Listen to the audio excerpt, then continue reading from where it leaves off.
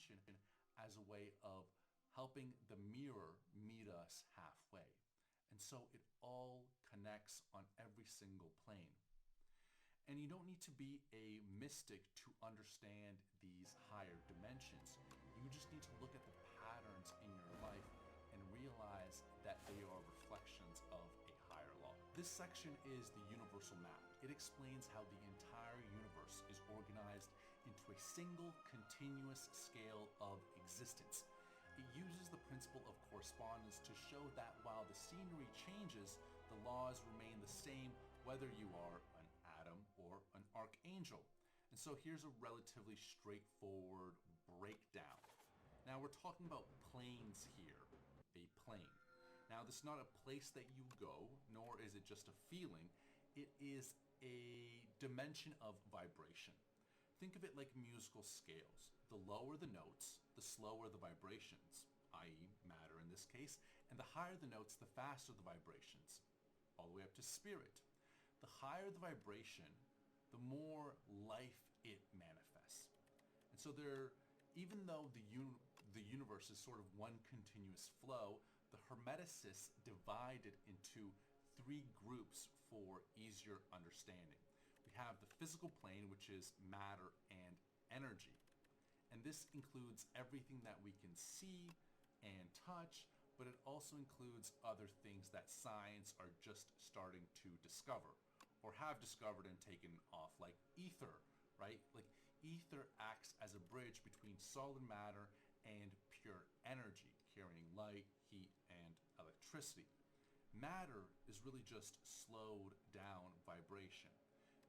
Everything is a manifestation all the way up to the spirit plane. So source is really what is also referred to as the unmanifested one. And everything else, from the angels in the sky to the spinach stuck in your teeth, is a manifestation of that. And so everything is a manifestation of the one unmanifested. Cool, that was just a little side note. Then as we move up, we enter the mental plane. And so this is the scale of the mind, and everything has mind, everything has consciousness, because we are in one big conscious mind. There's just different degrees. And so on the first level, there is the mineral mind. And so that's even atoms. They have attractions and repulsions. Who says that a stone or a rock does not have a mind or consciousness? Things just move very slowly for it or them. Then plants and animals have minds. Obviously, you know that animals have minds, but plants have minds. They are conscious. There have been studies done that plants can experience emotions. It can identify certain individuals that enter a room. There have been studies done where people were mean to a plant, cut off a leaf, and they were able to put certain sensors on them where they can detect a particular vibration from them, and that plant would begin to scream as that person entered a room because they recognize them. The same thing with someone that they fall in love with, kind of individual that would pet the plant, speak to the plant in a soothing way. And so if you have a plant at home, please be gentle to them, speak to them, care for them, as I'm sure you do, but they are conscious. And I think that's so freaking cool. Then we have, above that, we have the elemental minds. And these are the unseen entities that exist between the gaps of this kingdom that we know. You can kind of imagine these as the black keys on a piano. These are various different spirits. These are pendulums in transurfing. These are all of the different non-people entities that are here, but not sort of in a physical manner here. And then we also have the human mind, and the average human today is only on the fourth subdivision of the mental plane, but then we also have supermen or overmen, and they occupy the sixth and seventh subdivisions. And as we move even higher into the spiritual plane or the divine realm, this plane is inhabited by beings so advanced that their thoughts would seem like pure power to us. These are the spiritual masters, the archangels, the demigods, gods, and they all have a conscious and are very real. So the most important takeaway here is that all 7 principles work on every single plane. For example, gravity, which is the physical plane, corresponds to the attraction element, which is on the mental plane. You have the gender of, which you're going to learn about more, but the gender of battery, right? We have a positive and we have a negative.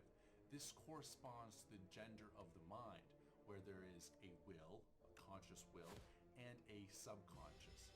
And so because the laws are consistent, if you understand how a low law works, you can use that correspondence principle to figure out how a high law works. To ground the theory of correspondence, let's apply it to a concept you might be familiar with, and that is self-identity and how that works. So at the very top, we have the spiritual plane. And pardon my writing. Okay. In the middle, we have the mental plane. Write that. And finally, we have the physical. So at the very tippy top, let's use this color. The spiritual plane is your I am.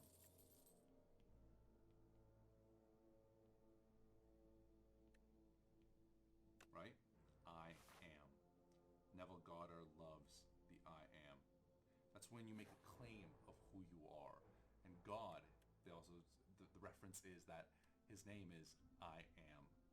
And I am is where your self-identity exists.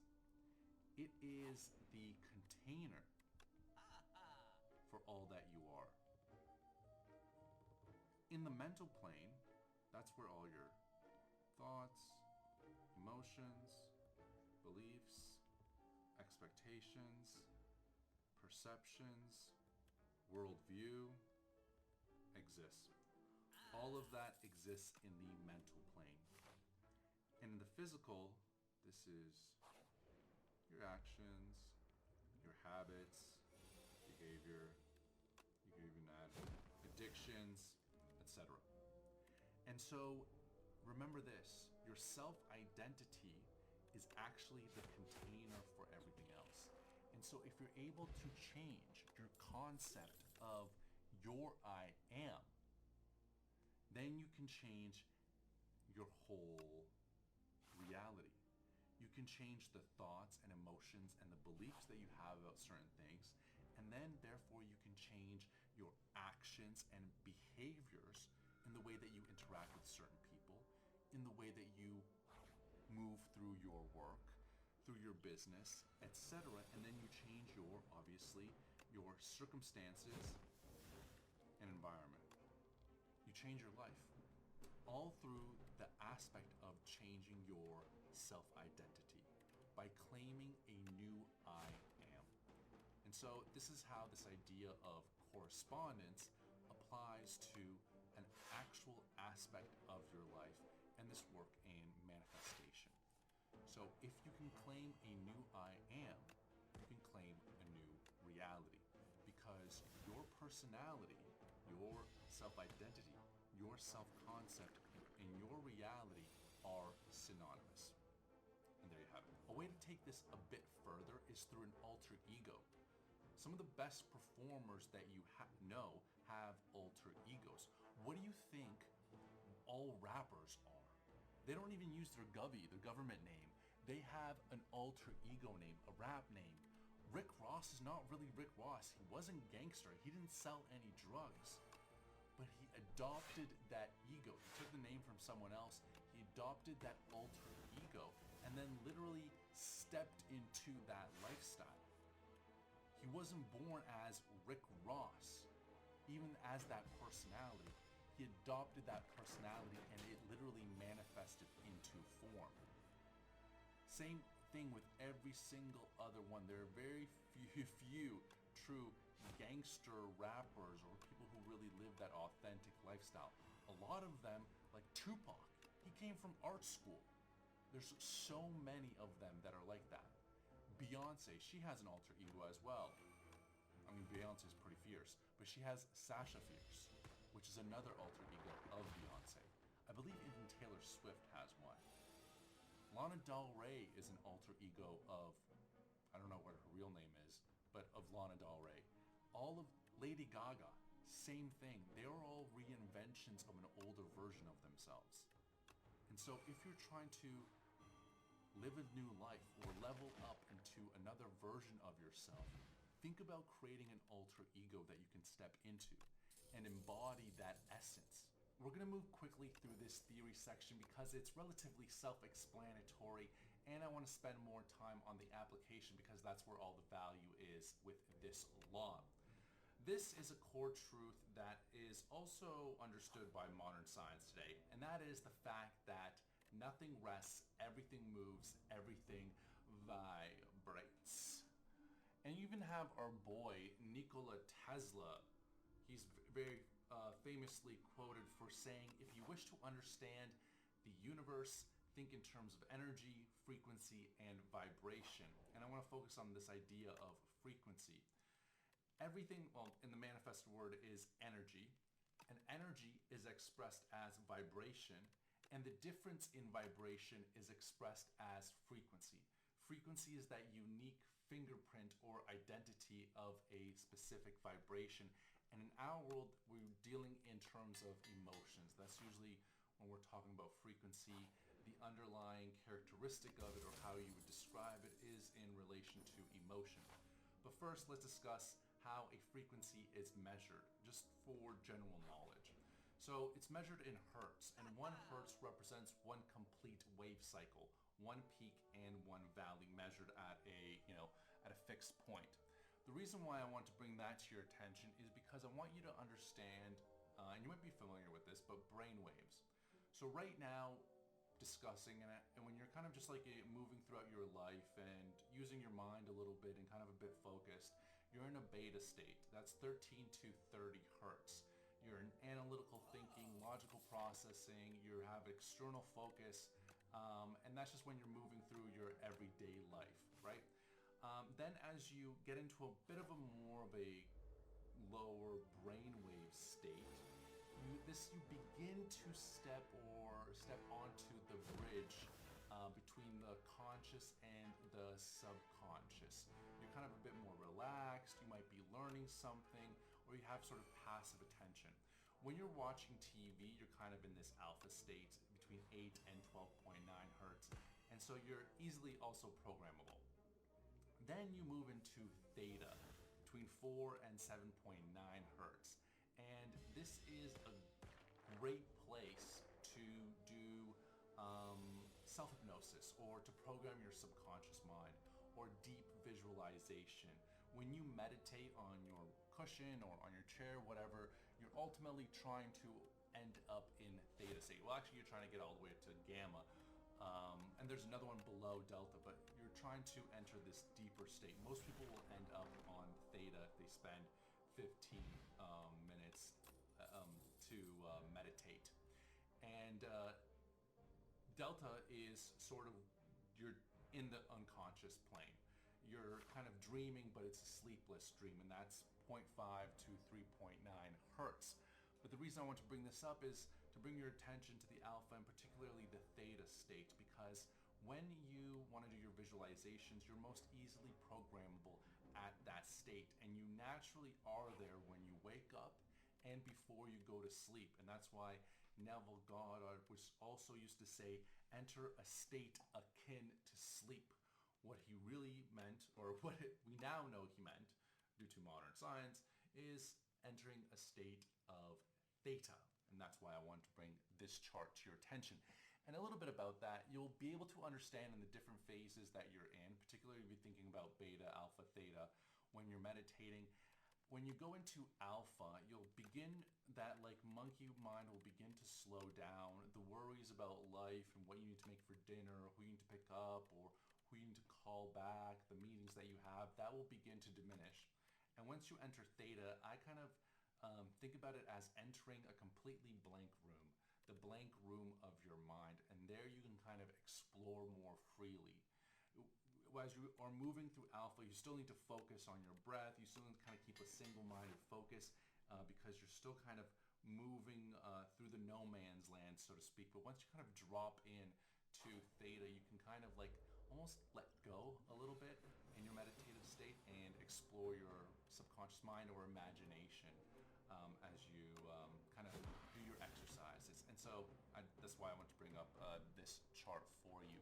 The next thing that we're going to talk about, where we're going to spend a lot of our time on, is levels of consciousness, or Frederick Dodson, we're going to focus on his chart.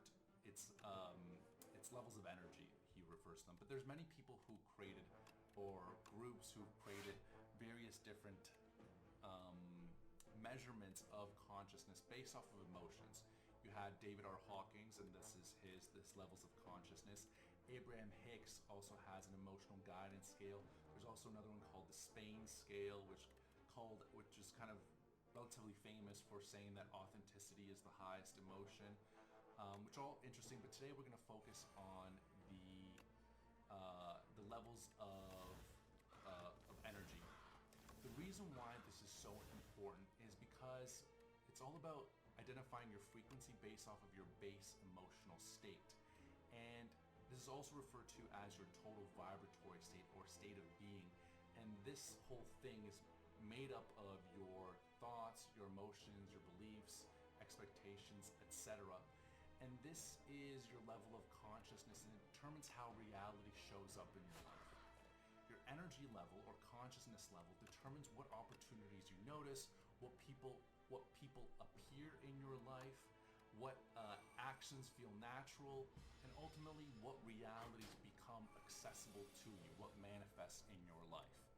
For example, some people on a lower state of consciousness, if this was literally on a coffee table, or maybe they're visiting a friend, they would probably not even see this book. It would be there, but they would not be able to register it. Or if they picked it up and looked at these words, even for someone, if it sounded like poetry and it was the most revolutionary thing possible, if they don't cross the threshold of the consciousness level where this book resonates at, they would think it was total garbage and nonsense. And I've seen this over and over and over in my life. And so literally, the things that show up in your life, the things that resonate, need to match, to a certain extent, your own frequency or consciousness level. And so without further ado, let's get, and this is why this is so important. And as I go through this scale, and just be mindful of maybe times in your life when you're at that energy level or consciousness level, and what life felt like, what appeared in your life, and how things have changed as you've moved up or down on it. Ideally, you're moving higher, but we all have days and times in our life where things were a little bit more of a struggle. But bless them, because they helped us become the people that we are today. So in this section, we're going to focus on the survival consciousness. This is the lower energy states. So overall, these levels represent states where most of the person's energy is consumed by internal struggle, and they're just trying to survive.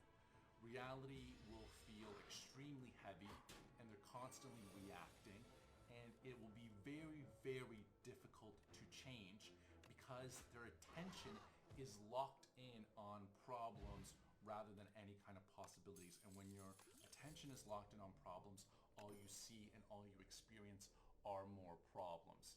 From 0 to 30, you're basically dead. You're dying. You're collapsing. You're on your way to death if you can't get out of it. You have no vitality. You've got a complete disconnection from life force, and you're probably facing extreme illness, and death is on the horizon. So enough about that. Then, as we move up a little bit between 30 and 50, we're dealing with shame and apathy. And these are some of the worst possible levels that you can be at. Your life force is also extremely diminished because shame makes people feel fundamentally flawed and unworthy, so they hide from life and avoid visibility, and then also withdraw from any sort of opportunities or possibilities to get themselves out of it and push people out of their life, etc. But as energy moves on to apathy, the person begins to continue to feel powerless and defeated.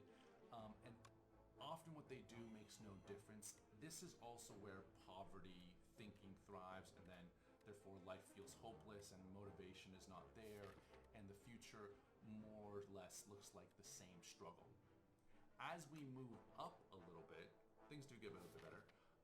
We tap into grief and fear.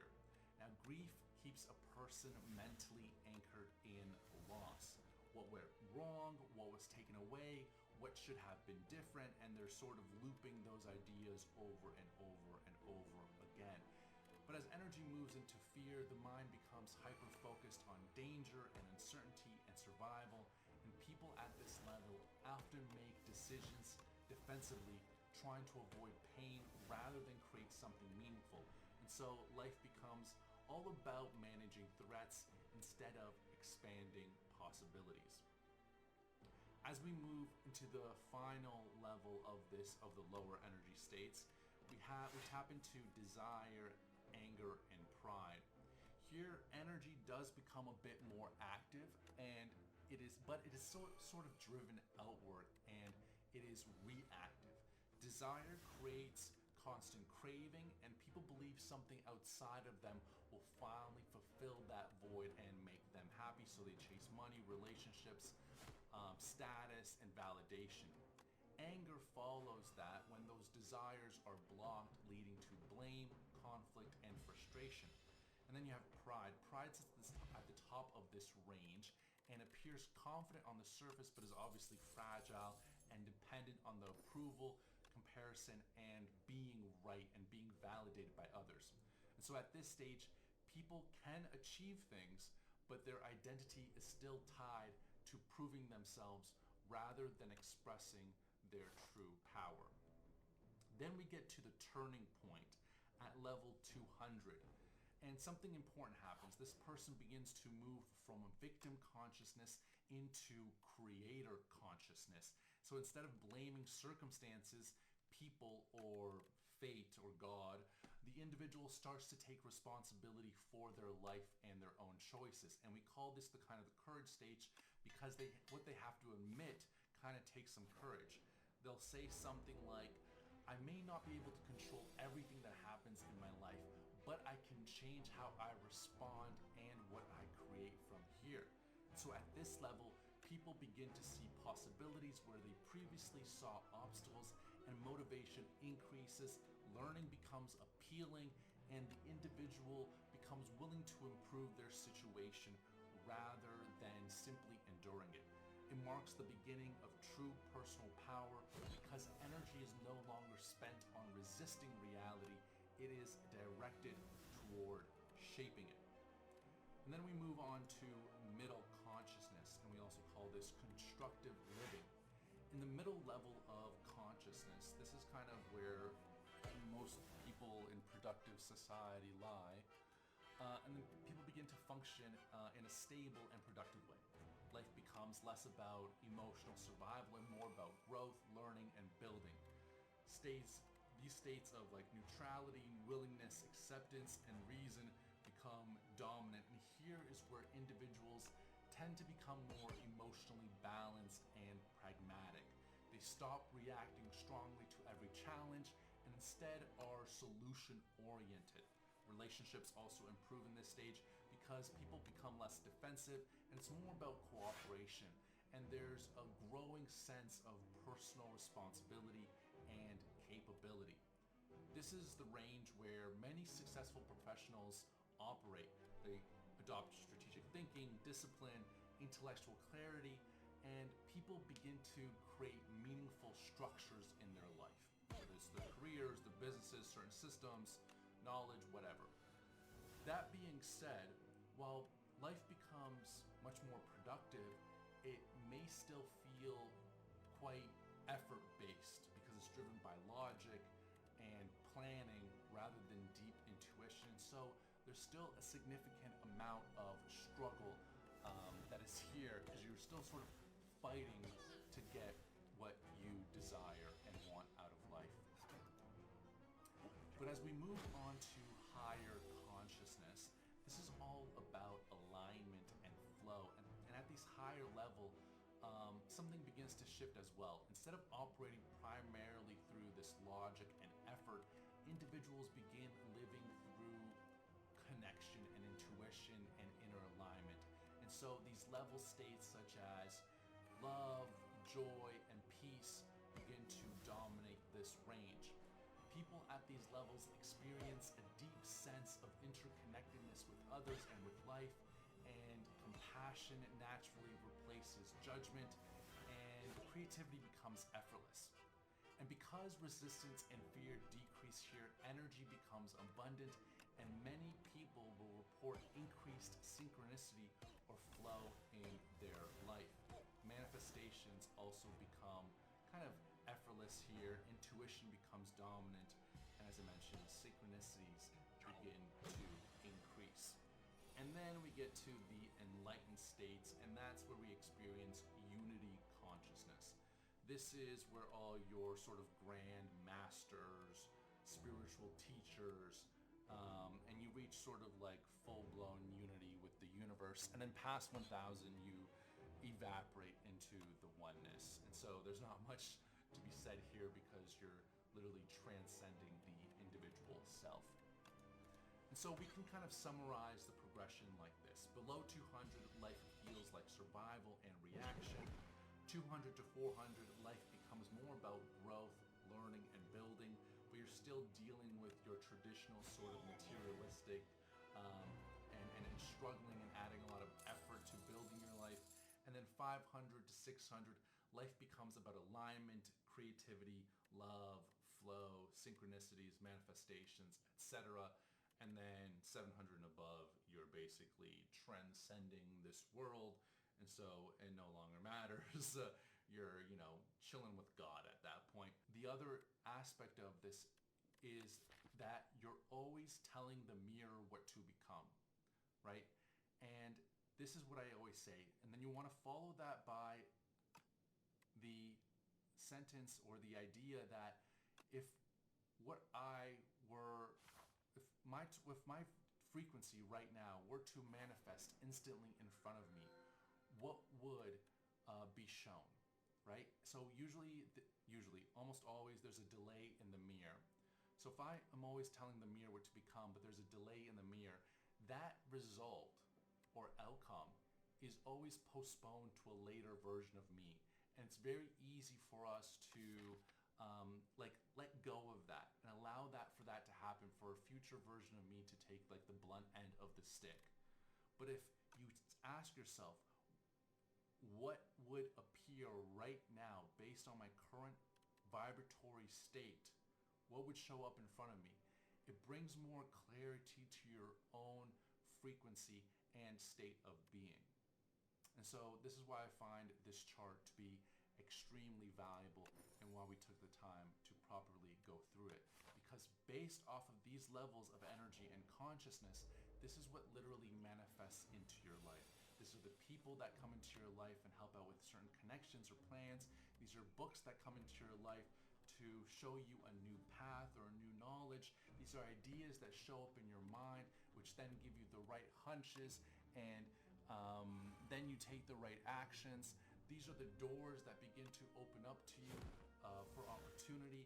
This is all dependent on the invisible hand of the universe, outer intention, that comes and helps you meet the mirror halfway so that you don't struggle and just push endlessly to try and make your dreams come true, like pushing a boulder up a hill for perpetuity. Life begins to work with you as you move up these levels of consciousness, these levels of energy. And so just keep this in mind and be honest with yourself, where you at and how much you need to progress to truly begin to live a life of your dreams. Now we move on to the law of polarity, and it is expressed through this core truth. Everything is dual, everything has poles, everything has its pair of opposites. Like and unlike are the same. Opposites are identical in nature but different in degree. Extremes meet. All truths are but half-truths.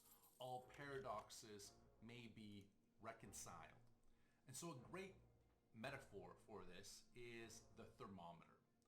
Where does heat begin and cold end. Where do you draw the line on this? And it's quite subjective. Cold is just a term we use for a lower degree of heat. There are two poles on the same thing. There are two poles on temperature. Large and small are just different degrees of size. Hard and soft are just different degrees of density. Black and white are just different degrees of light. And because of this, we also realize that extremes meet. If you go too far in one direction, you eventually find the essence of the other. And in terms of the ice, you might have heard of dry ice, where it's so cold it feels like it burns. But more practically, we can kind of see this in the political realm. The far left and the far right it's a great representation of this idea, where they move so far in extreme that they're not on opposite sides of the spectrum, but actually meet almost together, kind of like in this shoehorn diagram. Let's also look at love and hate. They often seem as total opposites, but they're just two poles of the same emotion.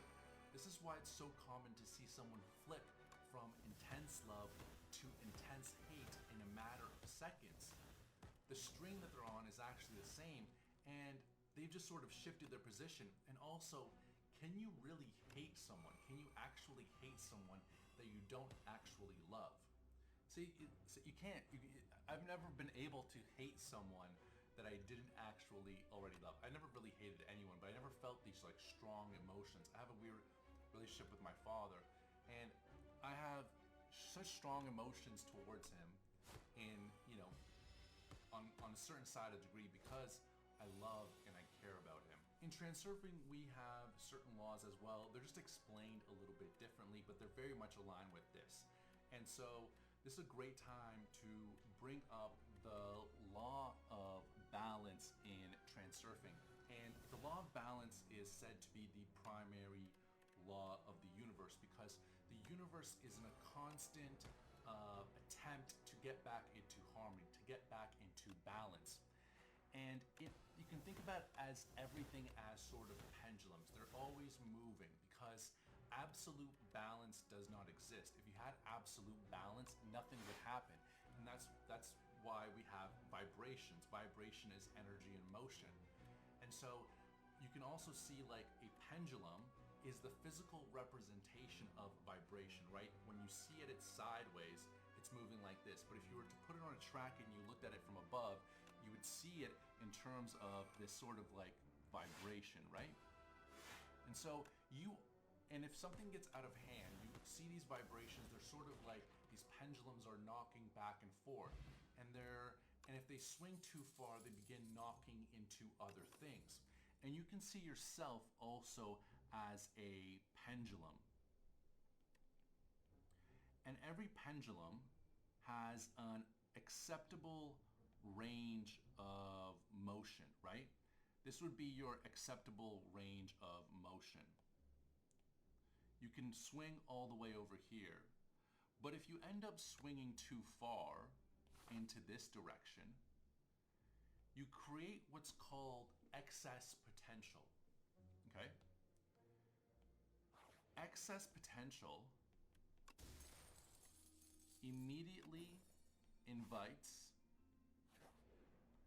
balancing forces to come and neutralize the thing that caused the excess potential. And that's the source of it, and that's usually you. And so how do you create excess potential? Well, you create it by it's like, we refer to it as importance. By causing importance towards something, by making something really important. On the energetic side, that's how you create excess potential. But there's two versions of importance. There is inner importance, and then there's outer. On the two poles of inner importance, you can think about it as an inferiority complex, meaning I'm not good enough. Shame.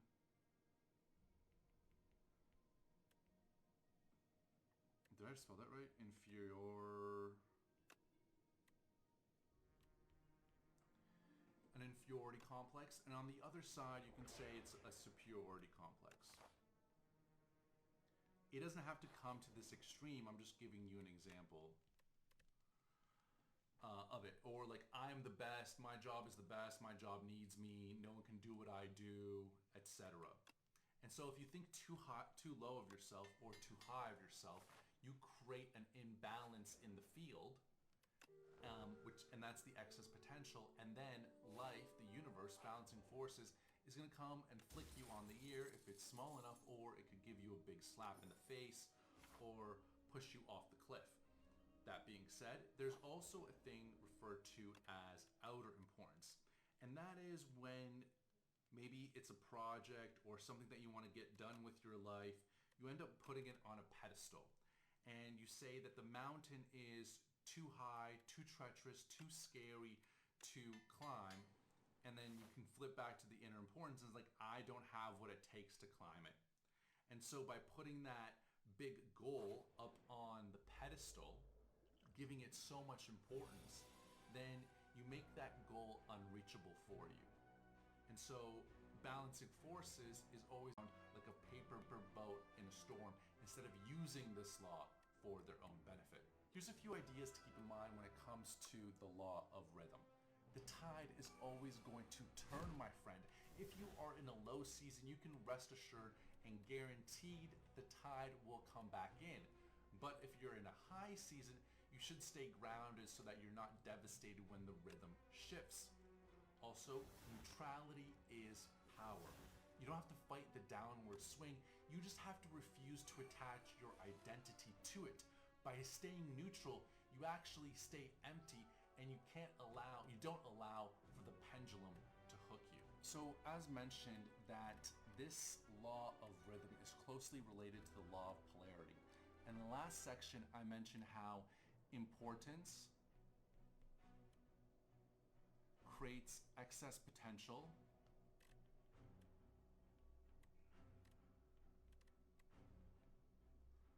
which invites balancing forces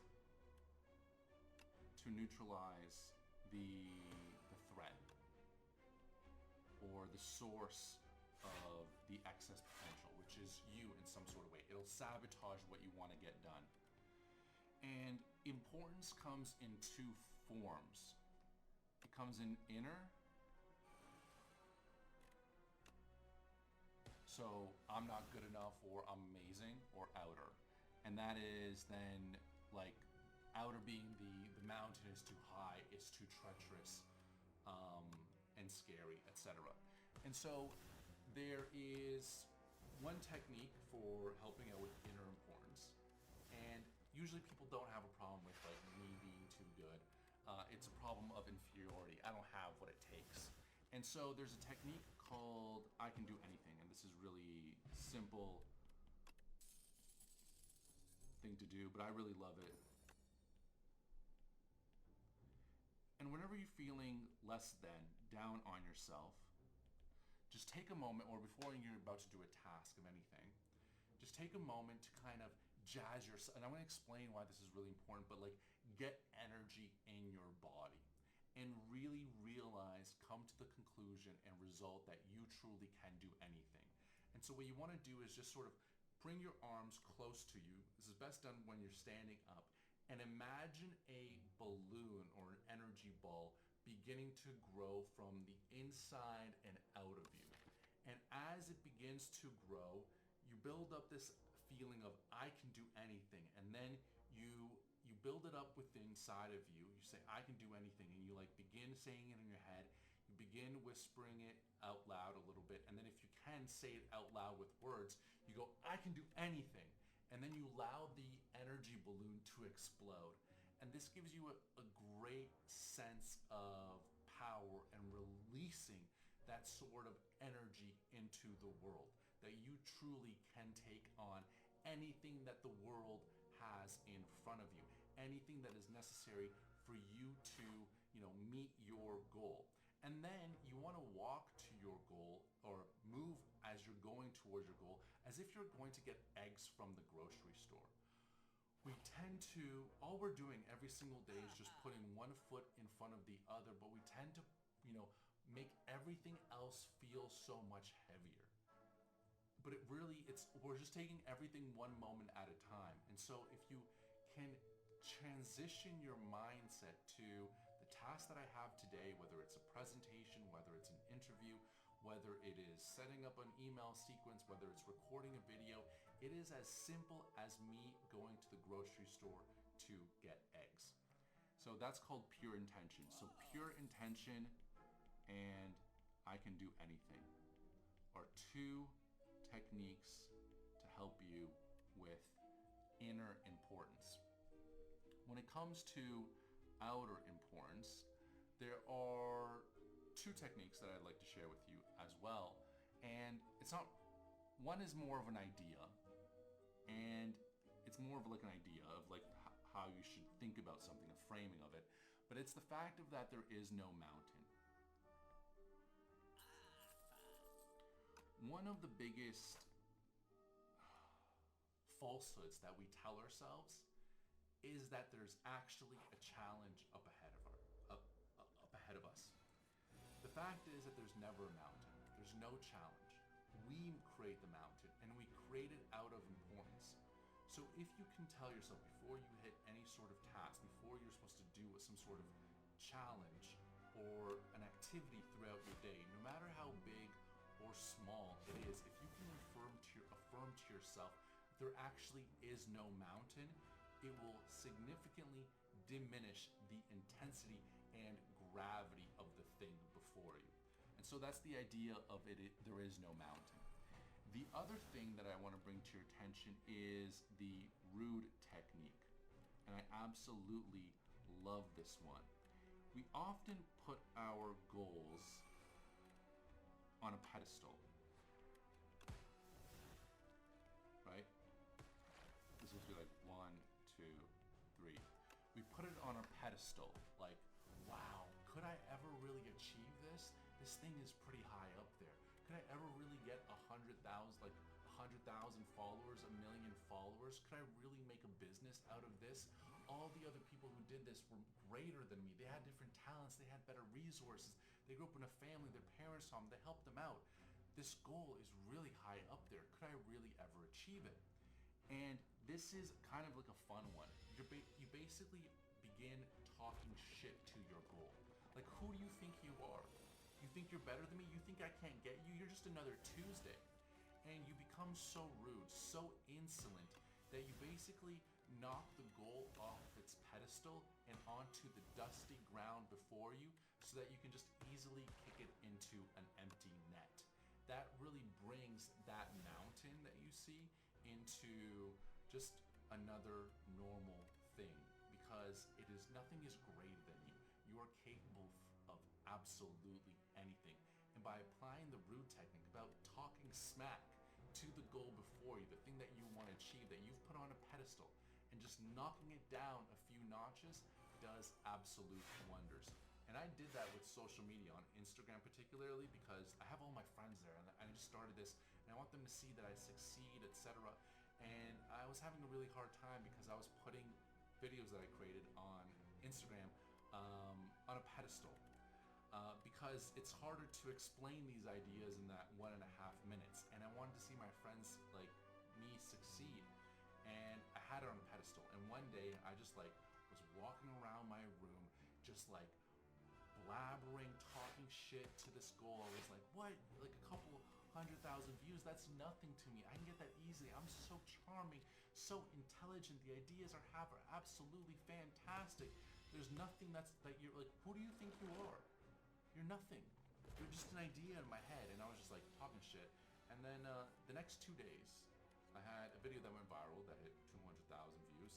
And that was fantastic. And ever since, that goal was definitely knocked off the pedestal, and I saw it as completely achievable. We should talk about another technique, because this one's really important. As you move through life, we call this navigating the alternative alternatives flow, when you ask for a manifestation or a change in your life, you better expect that there's going to be changes in your life. And people are not prepared for that. They think that there's going to be a smooth transition often towards their new life, their new goals, their new desired reality. And sometimes people ask for radical change, and radical change would have to happen. And sometimes that looks like a very scary thing in the reflection of the mirror. And so how do you navigate that? Because if you see something seemingly negative or scary and you declare it as negative or bad for you, or something that's going to take you backwards, then that's what will be. You always have a choice when there's a fork in the road. If you declare it as positive, it will become positive. And so that's where this idea of coordination, that's what that term is. Embrace all reflections as positive. That's basically what coordination means. Or there's the idea of advantage. And I like this one a little bit better because the term is, and it also frames things a little bit differently in the mind.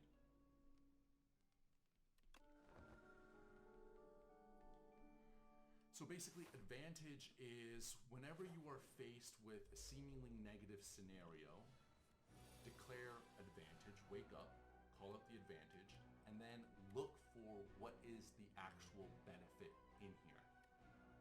So it could be the fact that you are on a road trip and you busted a tire and you go, oh smokes, I get to learn how to change a tire right now. What a great life lesson to learn with my buddy who I'm on this road trip with.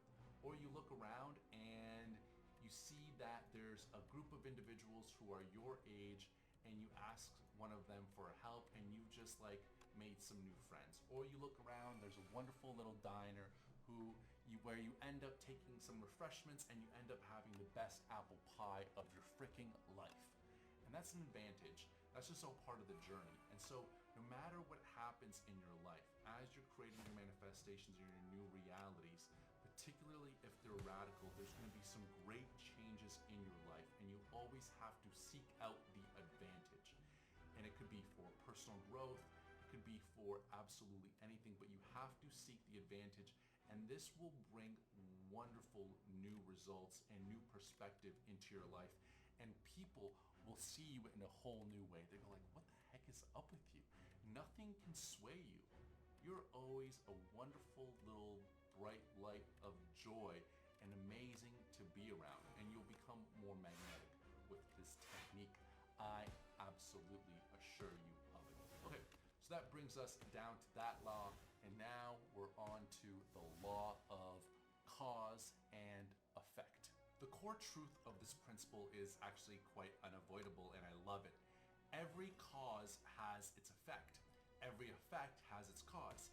Everything happens according to law. Chance is but a name for a law not recognized. There are many planes of causation, but nothing escapes the law.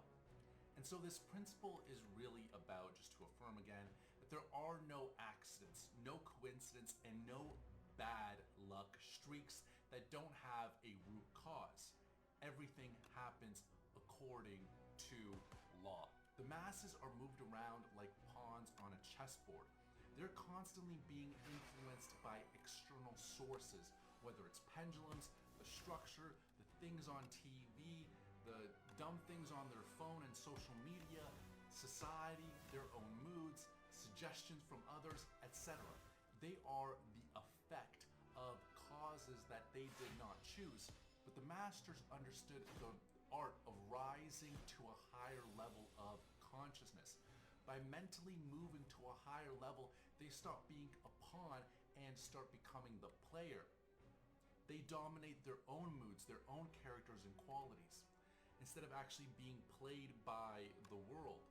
And so these masters understood that they choose their cause, their internal state, their own state of being and intention, and that's what dictates the effect, the external reality that they see. There are some brilliant insights and ideas when it comes to this law of cause and effect. The first one is that there's no small events. There is no great, there is no small. A random email or a missed bus could be the start of a massive chain of events. And so there are no small events. Everything in your world has a sort of butterfly effect to it. Second is that chance is an illusion. When you say, I got lucky, you are simply ignoring the mental or energetic cause that you set in motion earlier. When you own your causes, you begin to own your own results, and you stop becoming a victim and you become a player of the world. Third, stop being an effect. If you're constantly reacting to the news, your boss, your bank account, you are a pawn. In order to become a mover, a player, you have to stop reacting to these effects, which are external sources, and you have to actually understand the cause of your reality, the internal source. You can't allow for the external world to tell you who you are and how you should be and how you should behave. You have to constantly go back into the image that is being projected into the mirror, and we'll talk about that in a little bit. Fourth is the ladder of causation. There are many levels to this law. If you feel stuck on the physical plane, move on to the mental. If you feel stuck on the mental, move on to the spiritual. You have to find the cause that's actually going to shift your situation. And so we're going to learn about that right now. Since time immemorial, the ancients understood that there was two sides to reality.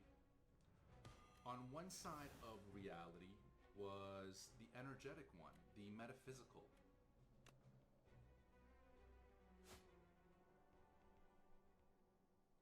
And on the other side of the reality, they understood the material world. This was the physical. This is the one that you know and love. They also understood that one was the cause and the other one was the effect. Just like in this law, it's the exact same. This is actually from transurfing. And this is a mirror. And so you have to remember, on a mirror, there's your identity, but you can also tap into on the mental of like your frequency, right? And so there's always going to be, before you take any action, you can tap into an infinite different variety of outcomes and possibilities, right? Depending on which outcome you want, you can have maybe a negative outcome, one that's not so favorable, or you can have a more positive outcome. And so if you're able to, before you take action, tap in and you want sort of this result over here, you have to get yourself in the frequency and the identity, embodiment of the energy of this outcome. You want to be wonderfully spoken. You want to do the exercises. Do the exercise of I can do anything. I am powerful. I'm able to stand in front of people on the stage in my power. And you want to be able to tap into that frequency, because that frequency of this first is the frequency, and then that leads to the thoughts that you have, the choices then that you make, and then the action that you take. And so you can see that that frequency is actually a cause, and this is the effect. So no matter whatever you do, you have to be awake enough to realize and ask yourself the idea of like, what am I telling the mirror to become? Before you take an action, have the intention of what you want the outcome to be. Be conscious of the intention of what you're telling the mirror to become with the energy that you're giving off. If you want someone's attention and you're being needy, that's very repulsive. You can tap in to that energy. I promise you, this will make significant change in your life. if you're about to record something on camera and you're feeling quite contractive, then it's literally going to show up. Social media is like is a wonderful feedback mechanism because it is almost instantaneous.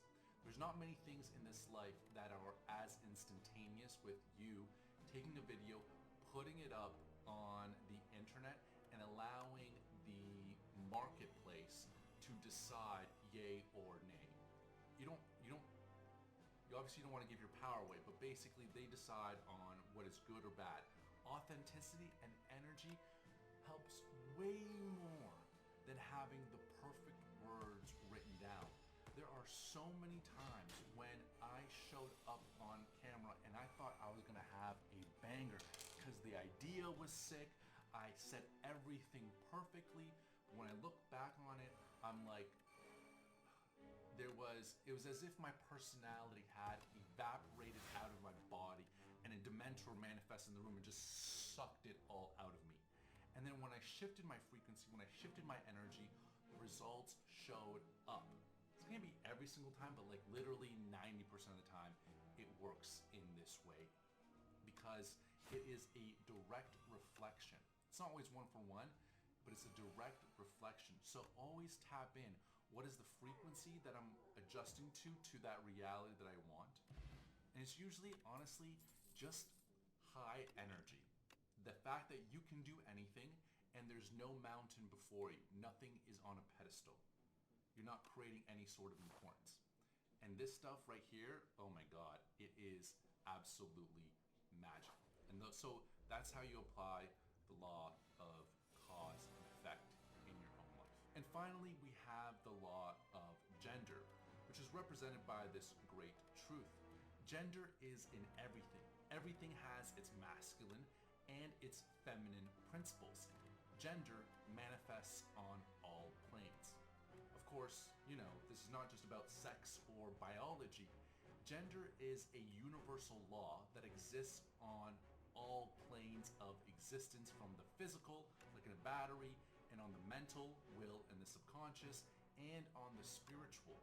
The word gender actually comes from a root meaning to beget or to create. The law simply states that for any creation to happen, you have to have these two distinct energies and they must interact. Masculine and feminine, positive and negative, an electron and proton, etc. Every single person and everything contains both elements. The masculine principle is the energy of will, direction, and action. It is the generator that initiates projects or movement. And the feminine principle, that is the energy of reception, of nurturing, and it is the womb where the actual work of creation takes place. Obviously, you can't have a child with only one parent, and you can't have a reality shift with only one energy. If all you have is the masculine energy, then you're all hustle and will with no place for the seed to grow. If you're all feminine energy, you are all dreaming and just filled with potential, but no direction to spark it into life. When you learn how these two energies balance within your own mind, you can learn how to create your own reality intentionally rather than by accident. Gender is the sacred process of bringing the unseen into the seen. And so there's some interesting ideas that go along with this law of gender. And the first is a bit of a warning. Most people fail because they try too hard.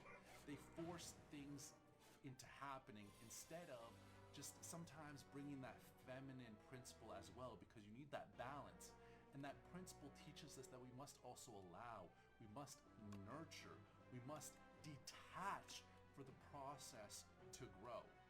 The second is that of the sacred internal marriage. Your will, the masculine, must plant the seed of an idea into your subconscious, the feminine. Then the subconscious does the heavy lifting of manifesting that idea into the world. And then finally, I would just say that you have to be in balance. right? Integration is about being in balance. Whether you are man or female, you must embody both energies in accordance with who you are. We're always going to lean a little bit, but that's what it, in my opinion, means to be a man, is to drink the whole cocktail of life. You have to be strong, you have to use your power when necessary, but then you also have to be soft, and you have to be nurturing, and you have to cry when it's needed. You have to have this balance when it comes into your work, with your personal life, with your partner, and your relationships. And that's, I think, what leads to being a whole-rounded human, and it's by balancing these two energies within yourself. And so now let's go into the application of this law of gender. In reality transurfing, we have our own concepts and terminology that corresponds with the law of gender, and that is inner and outer intention. The masculine principle corresponds with internal intention or inner intention, which is the will to have and act, and the female principle corresponds with outer intention, which is the creative power of the universe that brings your goal to you.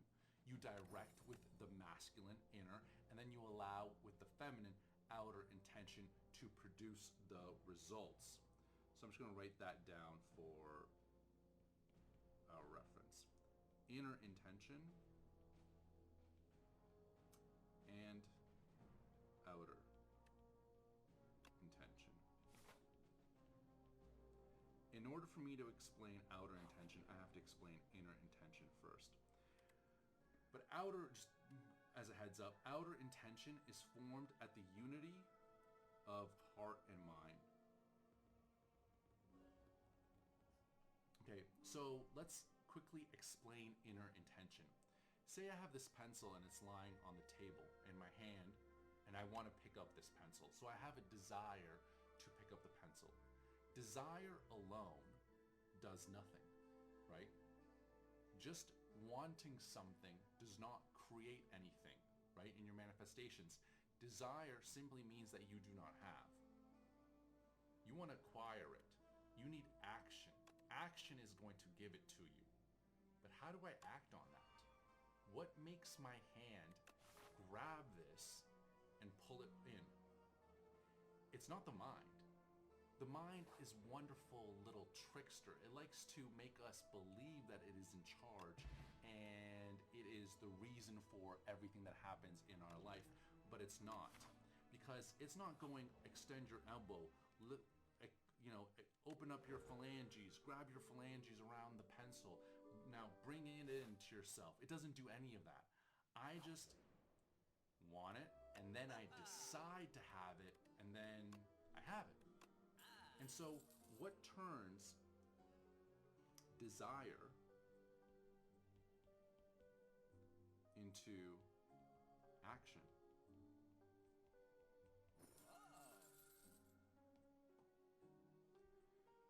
Intention.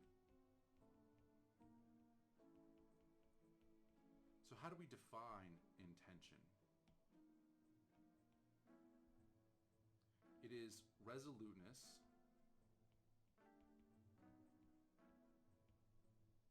in the decision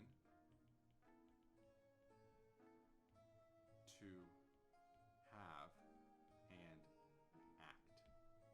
So the inner intention of me using my hand to pick up this pencil, I desire does nothing, but then I am resolute in the decision to have and act. It activates inner intention, and this all happens automatically. We have to make sense of it, and then I just grab the pencil. Even that definition is not pure because we don't have a place in our mental filing cabinet for the power of intention. It is this magical intelligence that works symbiotically with our whole being, that makes things happen. I think it's the same intelligence that keeps us conscious when we get knocked unconscious. It's the same intelligence that breathes for us, right? It's this beingness that makes things happen. How am I able to talk like this? I have no idea what words are going to come out of my mouth. I just set a direction, which is inner intention. I have this idea that I want to express, and then I just allow things to flow. And when I'm able to get on that, wave of consciousness and really detach and get out of my way, it it becomes much more fluid, and sometimes I stumble over myself, but that's okay. We get through it. And so let's move on. Now, that inner intention, that hand, your hand, can then be extended to outer intention, which is the invisible hand that helps bring your goals into fruition, that brings your manifestations into form. We mentioned outer intention gets activated at the unity of heart.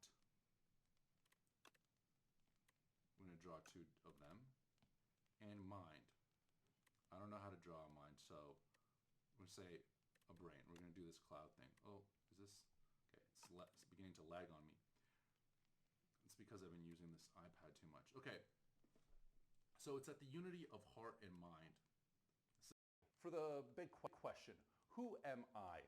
That actually does not matter. What matters is you and your life and applying these principles to your world so you can experience your existence in the way that makes your soul giggle with glee.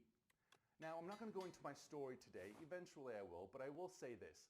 I am a formally trained reality transurfing instructor, accredited and endorsed by Zealand Group to transmit this knowledge with the utmost truth and integrity. And I don't want to be a teacher. I am just an obsessed human being. I've dedicated my whole entire life to seeking truth and expression of that truth, and it's led me down this wonderful rabbit hole of consciousness and reality.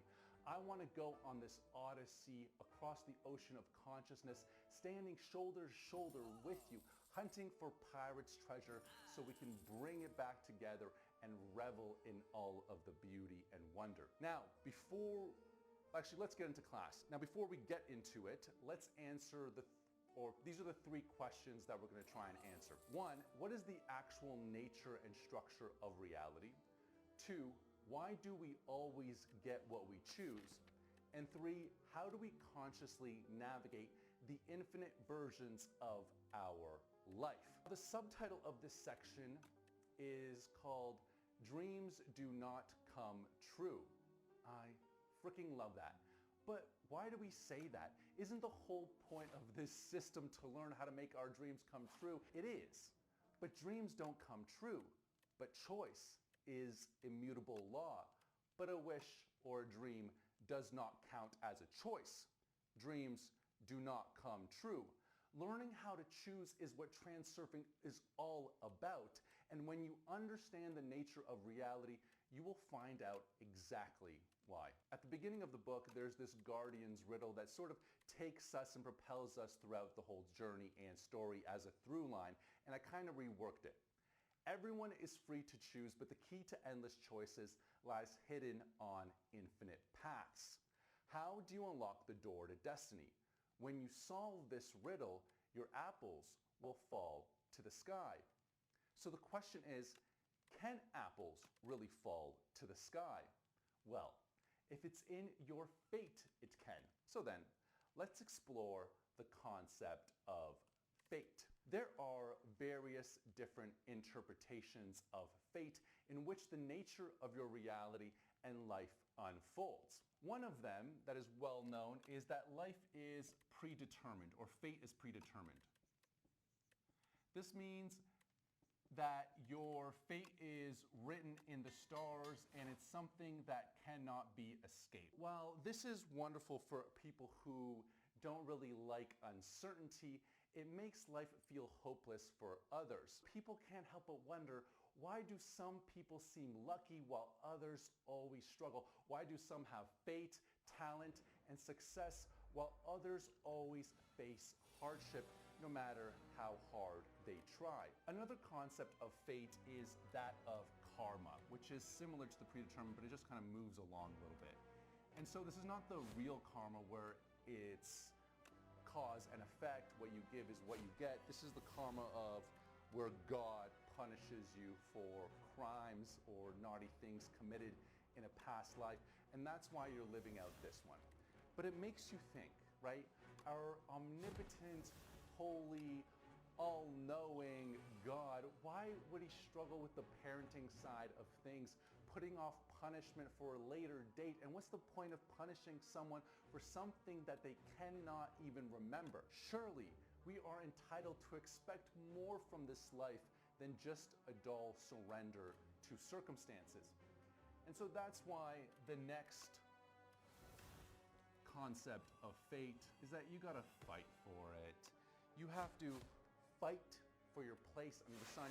You might get dealt certain cards and life might be a little bit random, but if you dig your heels in and you just try harder, you can make your own luck.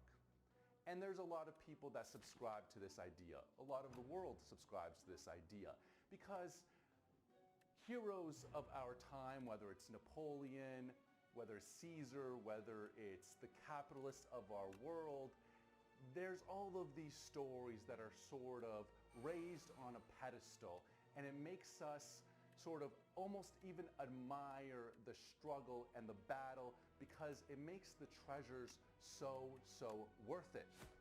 But this doesn't make life feel very good because lots of millions of people labor, but they end up not getting anywhere. Neither of these three paths spark joy.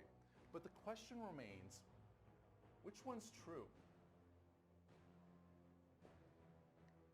Which of these fates is true? Well, that's a trick question because they all are. You can choose any belief about your fate and life will prove your belief to be true. There's a glimmer of hope, and the solution is as simple as it is enjoyable in comparison to these three. In transurfing, the concept of fate is based on an alternative model of the universe. Before you begin to dismiss me and decide that you're being fed an unrealistic or misleading idea, remember that every known concept of fate originates from a specific worldview, which in turn is based on a number of unproven principles. There is this wonderful parable of a group of blind men who walk into an elephant actually. And it was popularized by a wonderful Sufi poet named Rumi. So each man touches, they're trying to describe the elephant. And so each man touches a part of the elephant and draws their own conclusion about what the elephant is. One man touches the trunk and is like, oh, this elephant is kind of like a snake. Another man touches the leg and is like, oh, this is kind of like a sturdy tree. Another man touches the ear and it's like, oh, this is kind of like a fan. Another one, the tail, oh, it's a rope, etc., etc., etc. And they try to describe the animal based on their own limited experience, and their descriptions of the elephant are different from each other, and none can fully describe the whole elephant. And in some versions, one of the men think that the other one is lying, and so they start to fight. The moral of the story is that people sort of have the tendency to claim absolute truth based on their limited subjective experience and ignore other people's limited subjective experience, which may also be equally true. There are two paradoxes about reality that you might have heard of. Some will suggest that we're projectors of consciousness, and reality is like watching a film. And why I love this, I can also admit that this concept will probably never be fully rationalized with evidence because, reality loves to play smoke and mirrors. Others will argue with you that the world operates like a mechanism governed by its own immutable, fixed, unchanging laws, where matter cannot be shaped by human thought alone. There's a grain of truth in both views. On one hand, human consciousness undeniably shapes reality to a significant extent, and on the other, the material world maintains its own rules that cannot be overridden by the mind. The human mind don't like paradoxes. The human mind likes to have its feet on solid ground. But paradoxes is where the truth lies, and for centuries, intellectuals have been tearing one theory into pieces in favor of another and then holding it high up in esteem. After all of these debates of truth on the intellectual battlefield, one fact, though, remains. Every theory shows only one aspect, one side, one perspective of a multifaceted reality. Each significant scientific theory has its place, for they all represent one aspect of reality. If you decide that fate is something that is predestined, that you cannot personally escape it, then this is how it will be.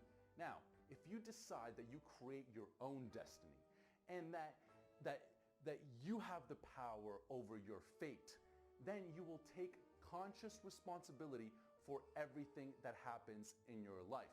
And we have this sort of tenet of 100% accountability. Whatever you choose is always manifested. Whatever you choose is what you get. Whatever worldview you choose to believe in, the truth of that world will always be on your side, and others will argue with you because they too are right. You can choose any part of reality and study that part deeply enough and then create a whole system of knowledge around that. That system will make sense with its own framework, even if it doesn't show the whole truth. And an example of that is in quantum physics. It's based on a number of unproven postulates, which is a fancy word for assumptions. Scientists cannot fully explain how particles sometimes act like solid objects and sometimes like wave potentials. This is why light is able to move in a straight line and then also bend around corners. They just kind of accept these two paradoxes as fact and then move on. And so just like the blind men who each describe a different part of the elephant and think it's the whole thing. Another example of this is the atom. If we have three different models of the atom. If you take the particles are solid perspective of the atom, you get the Niels Bohr model. And you're familiar with the Niels Bohr model because that's the one that you learned in elementary school. So you have your nucleus in the center, and then you have your orbiting electrons. And then if you take the quantum perspective, then you have the atom that looks like one blurry dot. And then if you go to university, you kind of get taught that there's a model that's a bit of a mixture between the two. I forget what this one is called, but basically it's like ripples or vibrations. Life is constantly vibrating, and where the vibrations or ripples intersect, that's where the electrons can be found. Now the question still remains, which model of the atom is true? Well, they all are. And so in this case, you can also say that scientists get what they choose. But you could be like, Vlad, what about technology? Technology allows us to see a different aspect of reality, and that's exactly what I mean. Technology is like another lens. It gives us another perspective. As soon as one piece of the puzzle is met, another one appears that doesn't correspond with the first. And so you can take any part of reality and build a whole explanation around it, and within that framework it will make sense. But over time, people have studied different parts of the world and created many different theories. But because each theory only describes one side of reality, they often end up contradicting each other, revealing how complex reality truly is. And so we have a conclusion to make, that the world is one, but it reveals itself to us in many guises. If I asked the world, hey, are you aggressive and mean? It would flip through all the faces until it found the one that matched my perceptions, and it would go, oh, you have no idea. But if I asked the world, hey, are you kind, sweet, and gentle? It would flip through all the faces and go, would you like a snack and a nap, my darling? And to that, I would say, yes, please, I would love a snack. I'm always snacky and a little nappy. I have another one. Another example that I should have expressed after this. And that is to do with, this is an anecdotal one, my observations of reality. Have you noticed that, my neighbor's watching, have you noticed that nutrition is one of the most convoluted sciences in existence? Now, I'm not talking about the inclusion of ultra-processed and processed food, because there is convolution in the muddying of waters from big food and their lobbying of different research. But if we just take whole foods in general, right? You have your carnivores, you have your paleos, you have your vegans, you have your fruitarians, you have your living food, so like a raw food diet. And you also have, now I'm seeing people who eat a high sugar, high carbohydrate diet, full six-pack, great shape, etc. Each individual, each proponent of the various different categories literally will die on their stance that theirs is the most healthiest and the most correct way to live. Each individual is experiencing great benefits and results from that diet, and also the research that they're looking to is giving them that empirical proof. They're getting proof experientially, they're getting proof observationally, and they're getting proof intellectually. There's certain cultures that can take on different ingredients like grains or rice better than others. Right now, and also diet changes as you go through life. It might change because of age, it might change because of your conscious evolution. It might change that because the world is moving in a different vibration and it's asking us to purify ourselves because we can no longer take the toxins that we've been taking for so long, because we're moving into a new realm. Who knows right now? We're not going to speculate on that stuff, although I do have my hypotheses. That said, a personal example is that right now I'm on a carnivore diet because I'm healing my psoriasis. Notice how I said I don't have that I, notice how I said that I have psoriasis. I don't have psoriasis. I'm healing my psoriasis. I'm playing the healing game, not the sickness game. I'm not going to go to Dr. Sebi, which is one of the world's most renowned herbalists, RIP, and tell him that his seaweed has defense chemicals and that it's poisoning him, when the man could fall on his knees at the age of 80 to prove his joint health. Everyone is different. And so you can see here, even in nutrition, people get what they choose. As soon as one face has been studied and explained, another appears that does not fully correspond with the first. Reality kind of looks like two mirrors put together. If you put two mirrors together, one mirror is going to reflect this mirror over here, and then this mirror is going to reflect this mirror with this reflection in it, and then this mirror is going to reflect this mirror that has this reflection in it, that has this reflection in it, that has this reflection in it, and so on into infinitum. When one image is described, reality shows another face that does not originally correspond with the first. And so science has tried to overcome these contradictions by creating one single model of the universe, like string theory. But this is no easy task because they're missing one irrefutable fact that unites and reconciles all branches of knowledge, and that is the diverse and multifaceted nature of reality. Variability. Variability is the fundamental factor of reality. It's the most fundamental quality of our world.